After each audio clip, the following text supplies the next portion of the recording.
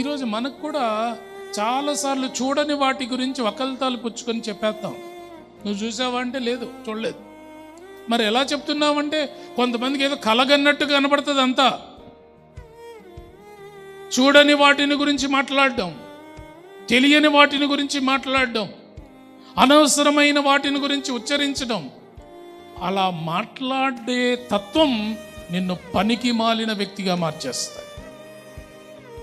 కనుక మనం కళ్ళారా చూస్తేనే, మనం దాన్ని తెలుసుకుంటేనే, అది నిజమనిపిస్తేనే, అది నిజాయితీగా ఉంటేనే దాని గురించి మాట్లాడాలి.